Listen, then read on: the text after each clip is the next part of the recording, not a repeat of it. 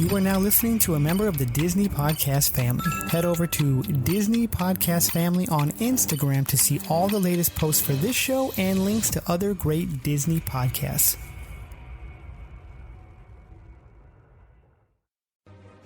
There was an idea. The idea was to bring together a group of remarkable people, see if they could become something more. I have an army. We have a Hulk.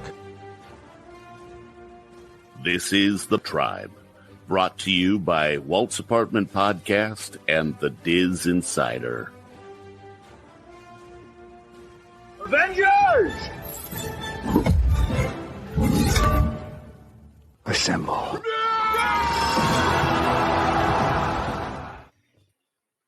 Whoa, welcome to The Tribe. It's a very exciting episode because, you get this really cool little intimate little podcast with just me and the podcast princess, the famed country twang Sam. Oh gosh. Hi. How's your week? I have had fun with a lot of Mickey's little nephews running around my school, so that's been interesting. But other than that, it's been a great week so far. I am ready for Friday, though. Ready for the weekend. Oh yeah, I'm actually ready for freaking X-Men to come out already and stuff. I am too. Actually, I was thinking about this yesterday morning. My daughter asked me when we were getting ready for breakfast. She's like, "Mom, when's the next MCU movie going to be in theaters?" And I was like, I don't think it's until Deadpool. The next cat movie. Or when does Deadpool come out? Jeez, put me on the spot. That's okay, because I was like thinking like the next. I think it's May 20 something, but let me. I forgot about Deadpool when she asked me, and I went straight to the next cat movie, and I was like, wait, that's in like February of next year. I don't think we can wait that long. Yeah, no, July 26th is when Deadpool 3 comes out. So, all right. So, thankfully, I'm not having to wait until next winter. She might have to wait. I mean, I don't know if you should screen that first. Oh, I said me. No, she's not going to see Deadpool. She's not going to see Deadpool. But it got me a little sad when she asked me. So. For her, I'll just be like, listen, we're going to go see any other children's movie in the theater and she'll be fine. She just wants to go to the movies because we haven't been in like a month. So we usually go every weekend. So we haven't been in like a month because there's not been anything that we really wanted to go see. So now I'm sure our audience, well, I don't know if our audience knows, but you live somewhere in the middle of America, kind of in the old timey part of the state. Do you guys still have drive-in theaters out there? I have never been to a drive-in theater. What? No. Dang. I don't know. Our theaters are like, they have full bars and people playing pianos in the lobby and the chairs recline fully and are heated and they bring your food to your seat. Okay. So, you've got a bougie movie experience. Early 2000s. Okay. Yeah. We're catching up a little bit. We're catching up a little bit with the times and stuff. You got where your seats shake and you got the vibrations and stuff. When the movie, probably if you're in one of if you're in like one of the IMAX ones, like the 4 whatever it is, I don't even know, 4D whatever. Yeah, but I don't really like to do those. And we have like the same seats we always like to sit in. It's a whole thing, but. I think it might be more of a generational thing too. I mean, not too many people from your generation heard of drive-in theaters or even, been around one. They've been closed. They closed them down a long, long time ago and stuff. So I think we still have one like 45 minutes to an hour away, but it's also cold here. There is that factor too. So. But. Nope. Yeah. So how are you doing? How are you doing this week? I'm good. I'm good. I'm juked about our topic. We're going to be talking about X-Men 97. I get to kind of relive my youth because I am a child of I say I'm a child of both the 80s and 90s. So I am definitely I'm an 80s baby, but I am a child of the 90s. And I was a big X-Men fan. Loved the cartoon. Watched it every episode when it came out and stuff. So I guess this is my confession time then, because this is probably one of my weaker aspects as far as talking about Marvel Comics and talking about Marvel media, because I did not watch the show growing up. I've seen the show. I've seen episodes of the show on Disney Plus, and I enjoy it. And I don't know a whole lot about the X-Men. I had tons of X-Men comic books in my house growing up. I've seen like the Wolverine movies and all of that. So I know the basis, but it's not something I ever dove deep into. So this is an incredibly new experience for me. And I'm excited to learn more and just kind of like just jump head first and heck yeah, immerse myself in the X-Men world over here. So, well, let's do it. So, first of all, I mean, for those of you who kind of don't follow X-Men, I recommend our recap isn't really going to do justice. We're just going to kind of talk about it as a whole and talk about what we expect from X-Men 97, which we kind of know is going to be a continuation. But the good thing about this is this show is going to be a great companion piece for the actual catch-up show, because you can literally watch it on Disney Plus right now. And I don't know, you can, it's commercial free. You can power through. They're like about 18 to 22 minutes per episode, and there's 5 seasons. I think the last season, you could start with the last season, but I would recommend you just kind of go through the whole, the if whole you're going to do it, do it right. Yeah, go through the whole catalog. But there's, it's between, I would say it fluctuates between like, between 10 to even 22 episodes a season. They did it big on like, I think season 3. The last season they did 10 and then they were done. And that how many seasons did we say they were? 5. There's 5 seasons. Okay. Just making sure. Do we want to talk about how the last season ends? Kind of where this is going to be picking up, because I do know a little bit about that. So we basically get to see there's an overarching kind of theme to the X-Men, but there are a lot of just kind of one-off episodes and stuff. There's a few that have continuation episodes and stuff, but the overarching theme of X-Men's is the fact that X-Men's are outsiders. They're kind of treated and discriminated against. And because of that, this is kind of the main focal point for Professor Xavier, who is trying to kind of bridge the gap between mutants and humans. And then you have Magneto, who is his equal opposite, who is sick and tired of being treated like a other. Otherism is not his bag. He knows for a fact we're more powerful than human beings and stuff. So he always off doing villainous shit. Now, so with that said, they still have kind of this love-hate relationship and stuff. They really are kind of like this brotherly kind of connection between the two of them. In fact, only reason why Magneto even wears the helmet and stuff, because he doesn't want Xavier to get inside of his head. So it shields him from Professor X's ability to kind of control your mind and see reveal your thoughts and then enter your head and stuff. But for the most part, he's out there trying to build up a legion to take on the humans, and Xavier is trying to not only kind of help mutants have a safe place, because the world is kind of cruel, but also kind of bridge the gap between the humans and mutants and stuff. And so I think that was something that the animated series did very different than the films, is because we got to see there were human supporters of the mutant race, and not every individual, like in the movies, there were not very many supporters of the human race. There were a lot of people who were just incredibly fearful of the mutants and hated them. And the animated series, we do get to see that there are supporters. There are people who are curious and interested and allies. And then there's giant. dickheads like Gyrick, who is and Trask, right?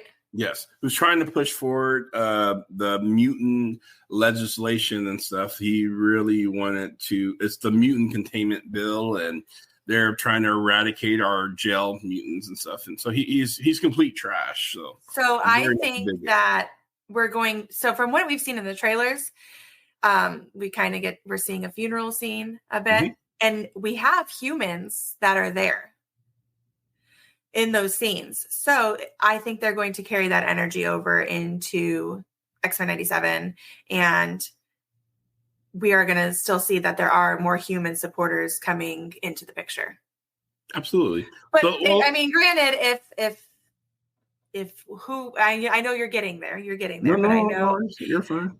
But if who they're trying to convince us is gone is actually gone, I think it's going to be harder to keep human supporters.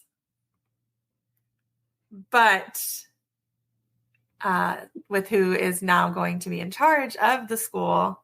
So, David, do you want to explain that part so I'm not talking in code over here? Yeah. Well, let me do a quick recap of just the last episode that's about to leak, because this is the continuation.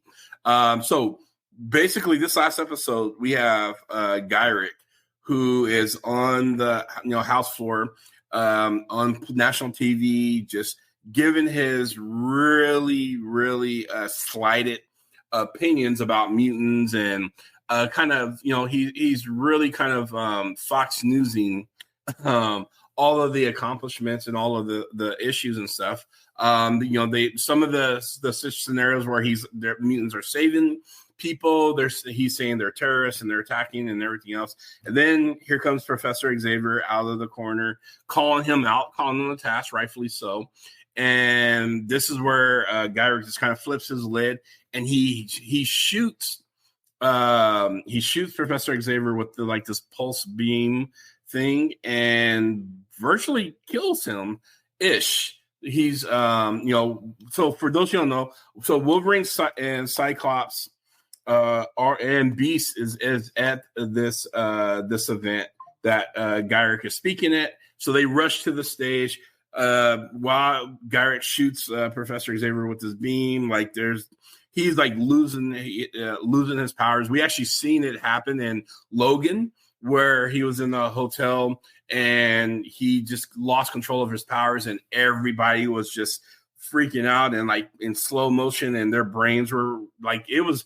I love the fact that they were able to manifest that in the live action screen, because that's exactly what happened here. They end up, the cops taking Gyrick away. Wolverine bends down and he's feeling for a pulse and everything else, and it's he's gone. Beast refused to believe that, so they're let's take him back to the base and hook him up and to our medical pod and everything else, and they do. And he's he has a little bit of brainwave activity, but for the most part he's pretty much DOA. Now with that said, he has this relationship, I guess. Lilandra is her name, from a different planet. Their technology is way more superior than ours. So they figure if they can figure out how they can get him to connect to her, maybe she can come down and save them. But here's the thing. Even his communication back and forth with her takes almost a year to go back and forth. So they needed something a little bit more powerful, like electromagnetic boosts, which Mr. Electromagnetic himself would be great at, helping them do that. But you have to convince Magneto, or Magnus, as he's called, to actually help and want to help Xavier. So they devised a plan to go grab Magneto. Magneto now, because of Charles was attacked on national TV, mutants are fed up and they want blood. They want revenge.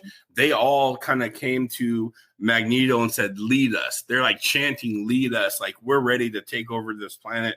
They just did the one person who looks human, who acts human, who's been successful, who's trying to help mutants and humans bridge, and they attacked them on national TV. So we're done. What's hoping, what's the hope for us and stuff? And this was exactly what Magneto was waiting for. And literally he could have brought the world down to his knees, but the X-Men intervened and they begged him and compelled him, like, he's your friend. You may be the only person on this planet that can save his life. So he's like, yeah, all right, cool. He didn't say it like that. I mean, there's a little fighting and, reluctance and stuff, but he goes and then there was a beam me up, Scotty moment. Yep. And didn't know it worked until Lilandra came down and virtually he actually woke up and he said, this is the part that as a kid kind of got me because he was going around the room of all the X-Men in the room and stuff and giving them his final goodbyes and stuff. Telling Wolverine, you've been a loner, but you found a family here. You're a savage beast, but your heart, is open and rogue. You could never touch anyone, but you touched all of our hearts. Like even Morph, who came back from season 1, who died in season 1, came back. Who's the shapeshifter who played Xavier and who also was a villain for a little while, but he's working on his own shit. Yeah, absolutely. And just, it was just heartfelt. Everyone got us a personal message, last message from Charles Xavier, and then Landry took him with her. He did say, while I may not be with you guys physically, I will always be with you in spirit, and kind of left us with that little cliffhanger. Now we have the 97 trailer. Looks like it's picking up right where it left off, because now we have Magnus or Magneto at Professor X's school X left him the school. Yeah, and he basically pulled out the last will and testament of Charles Xavier, saying, check this out, he left me everything. So now this isn't unheard of in the comics. He does actually run the school and he does good stuff with it and stuff, carry on Charles' wishes. But we'll see, because here's the thing. A lot has happened in the past 30 years from the initial run of X-Men till now with the Marvel Universe and everything else. And one thing I know about X-Men is they were great at expanding their universe. I mean, we had Spider-Man, Thor, we had Iron Man, did we have Black Panther in there too? They just expanded their universe within the X-Men universe. So now that we pretty much have rights to almost everybody and everything, they may start looking at some updated characters to expand, to make this even more canon to the current MCU, including, in my opinion, I think it's going to inform some of the current upcoming Avenger type movies and stuff. So I just don't know. I'm excited for me. I don't want standalone Marvel pieces. Mm-mm. I like when everything fits into the timeline and it is informing other things, and they're all interconnected. That is what gets me to my super geek out point, where I am bursting at the seams with excitement. Yep. Like a standalone film where it's not connected to anything else, and I know it's not informing anything further. It's just whatever to me. It's whatever. Yep. I want it to feed me into something else. Oh, 100%. 100%. In fact, we actually seen this from cartoon to real life, like with the What If series and with Captain Carter. And we got to see Captain Carver in another universe and Dr. Hopefully Strange. we get Kahori, because as you said that, I was just thinking, like how we talked about, what a shame it would be for them to introduce Kahori, who's not a comic book character. Yep. She was created specifically for What If. Yep. If they did not translate her over into the MCU outside of the What If series, it'd be a waste. That would be tragic, an absolute tragedy. I agree. At this point, everything can inform each other. We have the channels to make it happen. 100%. Like, okay, I know people don't like the Marvels, some people. I like it. Ish. I think Miss Marvel was the saving grace for that movie. But there is a scene. I like the characters. I did not like the way they put everything together. I'm gonna say that. I don't disagree with that. But there is a scene where Monica Rambeau goes into another universe, and we see X-Men Hank, Mr. Beast himself. Now, I was going with the fact that since we saw the cartoon Captain Carter, and then we saw the real life Captain Carter in another universe, maybe this Beast is from this X-Men 97 universe, and we may get to see that play out in this season or the next season, because there's 2 seasons that has been picked up guaranteed by Disney Plus here. Those are the guarantees, but in a few moments we're going to get to another topic about someone who was let go from the project, and they were already working on the 3rd season. Yeah. So we'll definitely get to that, and it's actually coming up next. So one of the things I'm super excited for. They've brought back a lot of the voice actors. There's a few, I agree with the change. There's a few changes, like so Jubilee was kind of an androgynous character. Like she's supposed to be an Asian character, but they made her kind of like not so much. And what they decided to do is we want to really kind of go into make her features a little bit more Asian. And they they did replace, with the blessing of the previous voice actor, an actual Asian voice actor to voice Jubilee. So I'm glad that they made those changes. They changed some of the graphics and everything else with the show overall, but still has that kind of 90s feel to it. So, and I'm excited that they're doing this as an animated feature and not doing it as a film, like live action, like a live action series, because they could have easily have said, hey, we're going to do an X-Men continuation, do it X-Men 97, but it's going to be live action instead. I think that for this storyline and to connect the comic book audience, doing it as an animated feature is like the best route they could have gone. Yep. And like we have so much more technology as far as animation goes now. And like you're saying, they can better define the characters. They're going to be able to show us the characters in a different light because we have new technology that we didn't have in 92. Mm-hmm. Oh man, I can't wait. And, I mean, there's some questions too about like Jean Grey is. I don't think it's Jean Grey. Jean Grey is pregnant. If it's not Jean Grey, it's her Madeline clone. Pryor. Either way, one of them is pregnant, and so one of them has baby Grey, or they have Cable. Because for those who don't know, Cable is Cyclops' son from the future. Because Jean Grey and Nathan Cyclops, they had a whole mess of issues trying to conceive. So he had a baby with a Jean Grey lookalike named Madeline Pryor, and that is who Cable is. So here's my thing. I want them to retcon that and make Cable actually the real Jean Grey and Cyclops' kid. We don't have to add more confusion about clones and what the hell was his name? Mr. Sinister and all. We can just clean it up a little bit, button up, retcon it. We've done it before, so we can do it again. So make Cable, if it's Cable, that's the baby. It's Jean's and Cyclops' kiddo.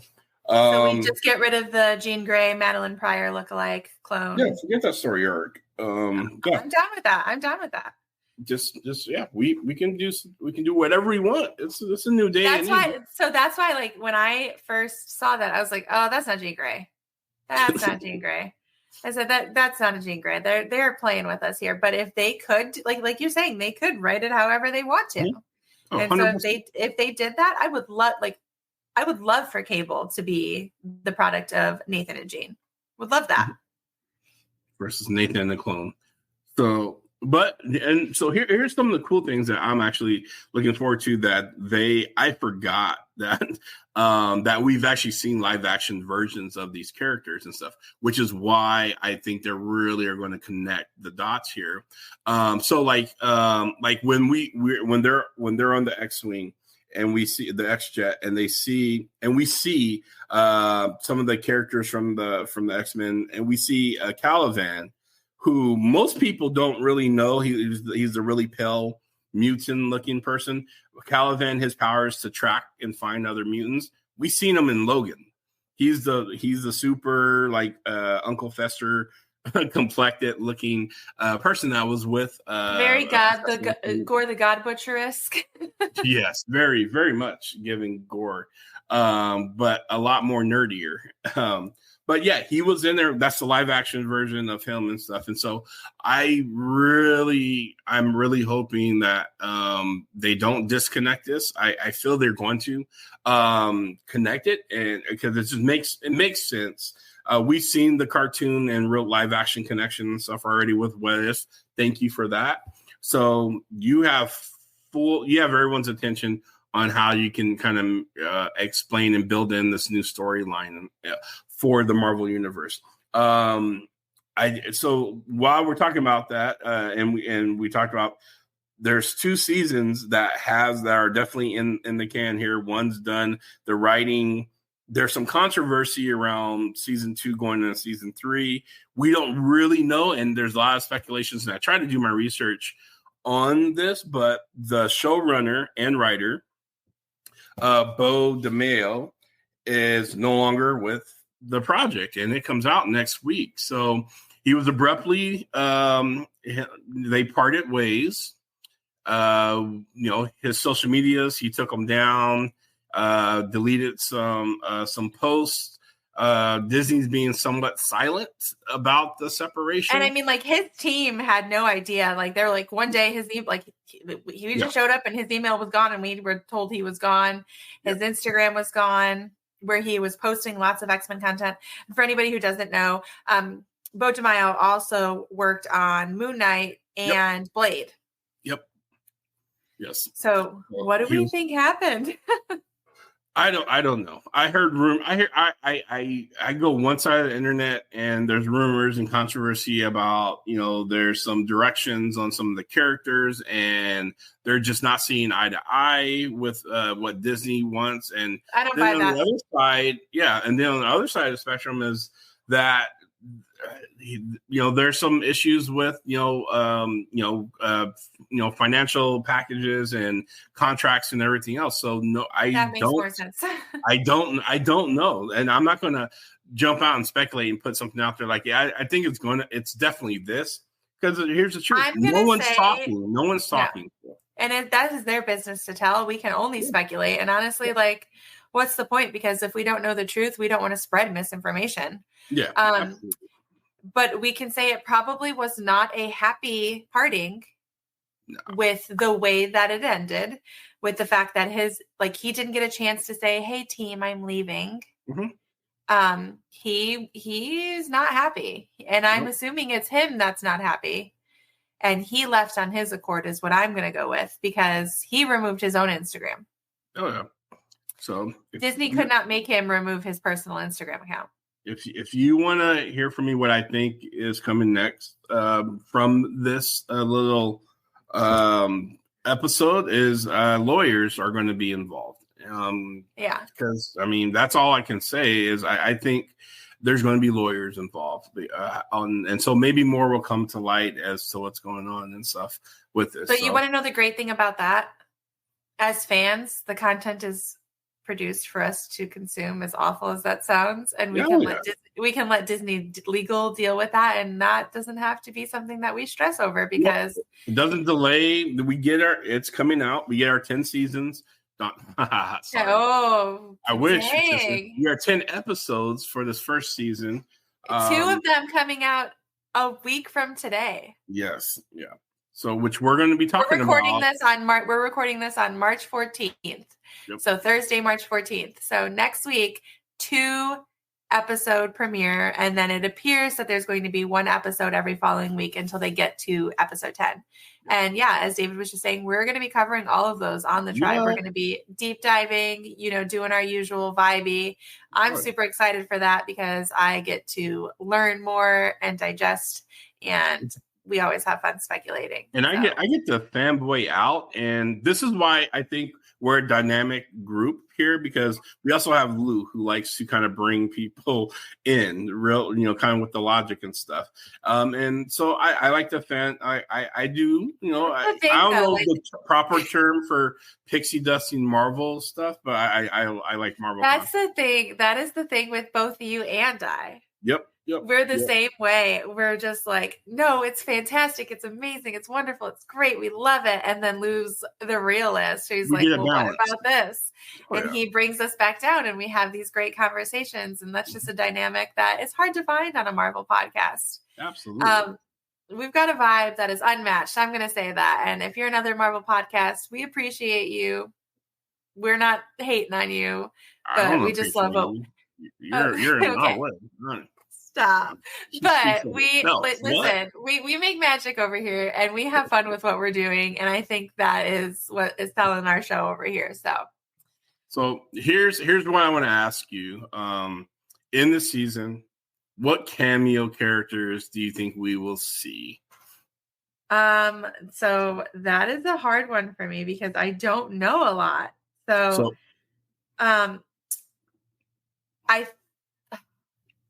I can't think of his name. Is it Sentry? Who? Wait, what? No, Sun something. What's his name? I don't know. While you're thinking of it, I'll tell you who I'm. Go ahead. I'm gonna Google his name because I don't want to say it right. It's Sunburst. Oh, Sunburst. Okay. Oh, Sunfire. Right? Is that it? Sunfire. Yeah, Sunfire. That could be a character. I don't know that character. He's an X-Men character in the comics, but I don't think we've seen him yet. So I don't know that character. Surprising to say.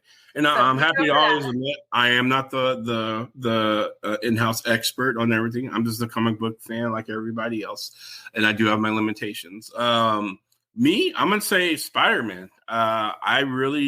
Here's why. And I think we're gonna see Spider-Man because and I don't think we're gonna see it because they're like, hey, let's give them Spider-Man. I think they're gonna do it because there's a strategic play between Disney and Sony. Because here's a little background. So Sony owns the rights currently for Spider-Man. Spider-Man can come into an ensemble group, the live action and stuff, with the partnership that they have with Disney and Sony. But the animated Spider-Man is owned by Disney, Marvel Studios, with written into the contract that the animated Spider-Man and the characters, all that are licensed to Sony, can be in any animated show as long as the runtime is under 44 minutes. I kid you not, this is literally in their contract. So Spider-Man, Venom, Morbius, all of those live action characters, the cartoon versions of them can show up in animated form as long as the runtime is under 44 minutes. Do you know why I think that's what we're getting? Go ahead. Because in the trailer, we saw the Daily Bugle. Peter Parker. Yep. Not only that, there was there's comic book lines where Spider-Man is part of X-Men. Like, he's not part of them, but he has timelines, like not timelines, but he has interactions with X-Men. Yep. Oh yeah. So we saw a little Easter egg with Peter Parker, and I think we saw there's a Hellfire Gala. I think we saw the writer of that story was Eddie Brock, who was Venom, and the photographer was Peter Parker. So I think we're going to get a little bit more than just name dropping here, because we can do what we want as Marvel Studios, as Disney, and you might as well, because I think honestly Disney is itching to just get Spider-Man back into their fold. Madam Web didn't do Sony any favors. No, it was absolutely awful. When it comes to Marvel properties and stuff. So Disney could just say, you know what, we're going to make a play here, and we're going to put Spider-Man in. We're going to have fans love the animated version, introduce them into the X-Men. I think I think they're just going to do this as a business thing. So I have a question. In more recent comic books, hasn't Kevin Feige been written into Hellfire Gala stories? Like, hasn't Kevin Feige hasn't been written as a character into Hellfire Gala? I honestly don't know. I feel like I read that somewhere. We'll have to research it and come back to you guys. We will come back. We're going to be talking about this for the next 10 weeks after this. So absolutely, yeah, you got 9 weeks at least. About Marvel X-Men comic, X-Men animated show content. Speaking of comics, David. Oh my God, yes. So for those you like that transition, I love it. For those who are comic book lovers, you're going to love the fact that Steve Fox, who is a Marvel writer, who he wrote it's called the X-Men Prelude Comics. It's a 4-issue that is coming out alongside of the animated series. Now, some of your comic book stores, and I love promoting comic book stores, you can go out there today or whenever you hear this and go pick up issue number 1, and kind of read along with what the Prelude comics are for this season. So he did 4 issues. I'm definitely getting them. I'm going to get them. Now that I know, I'm going to go tomorrow and go to my local comic book shop and see if they have them. Absolutely. And for those who are like digital comic book readers, you can go to marvel.com and you can just buy and download the comic book. Unless you have a subscription, then I think you can get it for free later. But I'm not sure. It really kind of depends on your subscription. But get it now and enjoy it while we're consuming the content. Absolutely. So we're about to enter the era of animation because between 2021 and up till recent, we've only had one animated series, which was the What If, and now I think we're gonna get probably about like 4 or 5 in the next 5 to 6 years that are Marvel content. So I don't know about you, but when young kids and adults consume the cartoon stuff, they're usually lean towards going to the comic book shops more so than the live action movies and stuff. It's just kind of weird how that works, but it works. So get those comic books, the Prelude comics for the X-Men 97 series. And I'm guaranteed it's going to be So what do I do? I just go into my comic book shop and I'm like, hey, I want the Prelude comics for the X-Men 97 series. So you go in your comic book shop, you tell them the Blurred Hulk and the Podcast Princess sent you. And the comic book store owners are going to be like, who? And may not even give you a discount, but you can always ask for a 10%. But no, what you do when you tell them Blurred Hulk and the Podcast Princess sent me, and they're like, who? You send them, you say, like, here's the link to their show. It's called The Tribe. They're part of the Walt, A Light in the Wind, the Productions, Walt's Apartment Podcast family. Mm-hmm. And you should share this with everybody that comes into your comic book shop because they're fantastic and we love them. So do that for us. If you want to help us out because you love what we do as much as we do, go ahead, go into your local comic book shop and be like, yo, and they're fantastic. And don't ask for a discount. They're mom and pop stores. They need every penny they can get. They do. And honestly, comic books are very fairly priced. Yep, absolutely. I mean, some of them are a bit outrageous. Those are the ones like on the wall behind the cash register, and you're like, let me see that $700 comic book you have back there. I am not buying those. But some people do, but not everybody. That's not for everybody. No. But yeah, support your local comic book shops and stuff, and go go get it. It's a great time to pick up and start. If you've never read a comic book, it's a good time to start. Go pick it up. It's a great series to start with, and it continues on with. I mean, it goes along with what's coming out and stuff. And so we will be referring. We'll be referring to them as we talk through the episodes of this season. When we do our deep dives on each episode, we'll talk about what we pulled in from the comic books and what we pulled in from the episodes, because we're not just all things MCU or Disney Plus. We're also from the comics, so we're bringing you the best of both worlds here. So absolutely, if you want to hang with the tribe, that's a little extra homework we can give to you that is going to be enjoyable for you to do. So with that said, I just want to say this: the biggest unanswered question is Professor X really dead? And I'm gonna be honest, I think he kind of is. I think he is.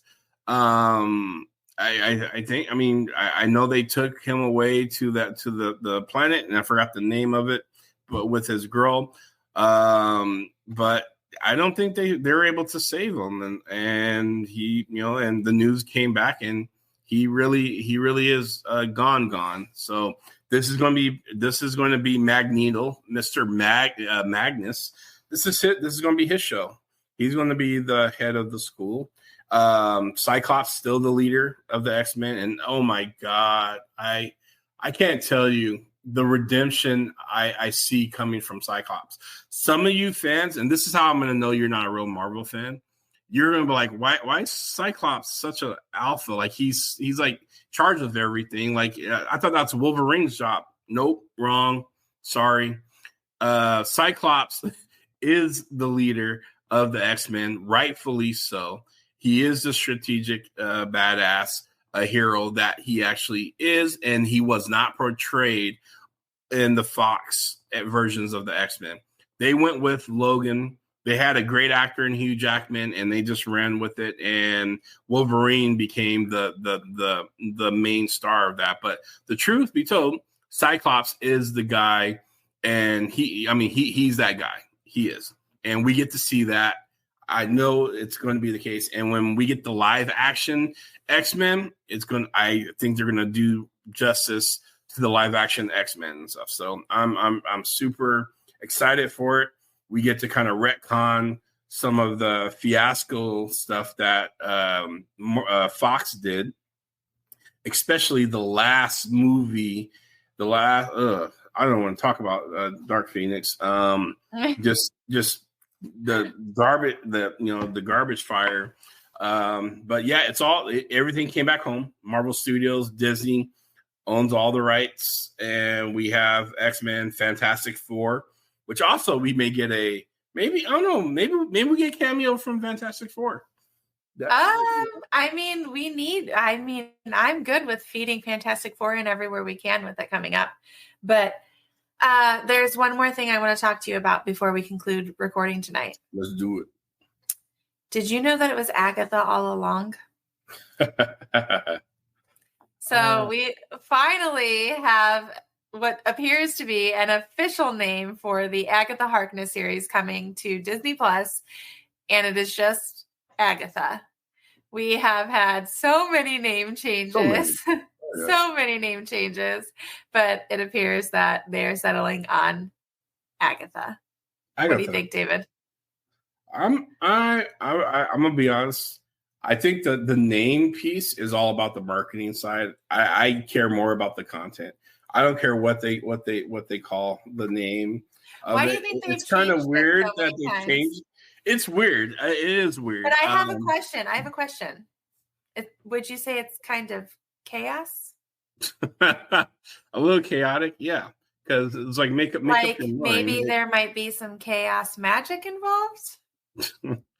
I don't think as much credit as I give the marketing department for Marvel stuff, overall marketing at Disney is, I don't know if they would ever.